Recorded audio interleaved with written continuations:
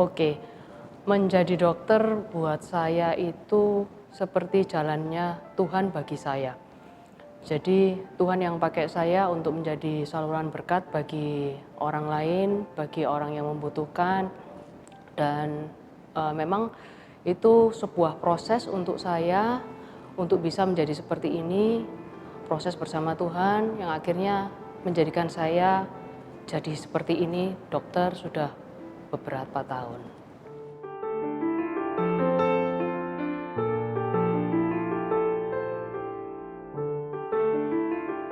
Seorang obstetri dan ginekologi itu sangat istimewa bagi saya.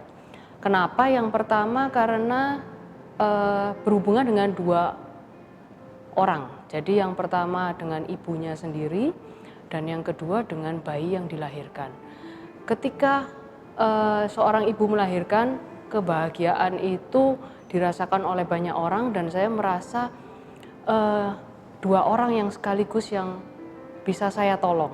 Nah, itu alasan yang paling mengesankan bagi saya. Lalu yang berikutnya adalah waktu saya belajar tentang obstetri, proses melahirkan sendiri secara alami dari seorang ibu itu tidak semerta-merta bayi itu turun blus keluar gitu ya.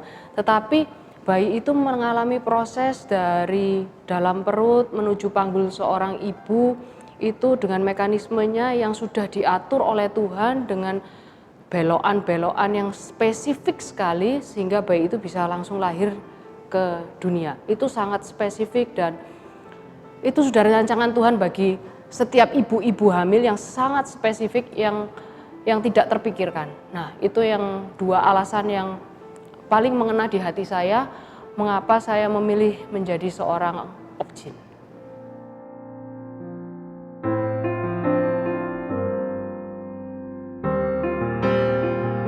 Jadi untuk saya, semua pasien itu spesial buat saya. Dari perjalanan dari sebelum hamil sampai melahirkan.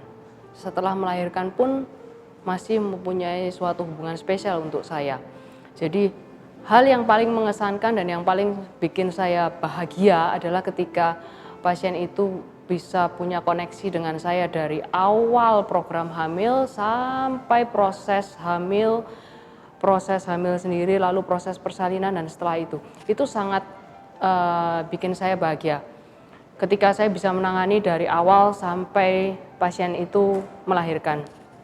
Yang paling saya ingat adalah ketika ini kejadian tahun lalu di mana pasien ini sudah 13 tahun menikah dan akhirnya berhasil hamil dan ternyata percobaan itu tidak hanya di situ saja.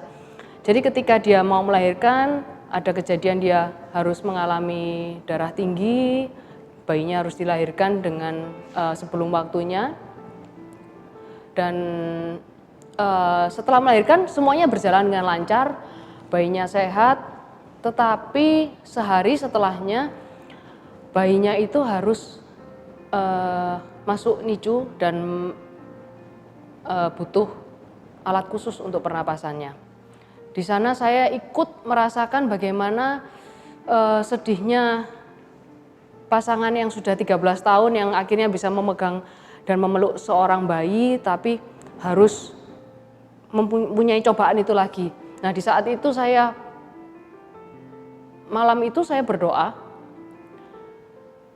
Saya memohon, Tuhan kalau bisa, kalau ini memang kehendak-Mu, bayi ini pasti sehat. Dan memang hal itu tidak instan, ya. Sekitar kurang lebih 5 hari kemudian bayi ini sudah dinyatakan sehat dan boleh keluar dari NICU. Itu membuat saya sangat bahagia, bisa melihat ekspresi ayah ibu yang sangat relief, yang sangat bahagia, yang sangat happy. Dan sekarang setelah 1 tahun ternyata ibu ini hamil lagi secara alami dan sekarang sudah berjalan 3 bulan kehamilannya. Dan waktu balik kontrol sama saya, dia gendong bayi yang pernah masuk NICU itu dengan sehat, itu sangat-sangat membuat saya bahagia sekali. Itu kemurahan Tuhan yang sangat luar biasa bagi saya.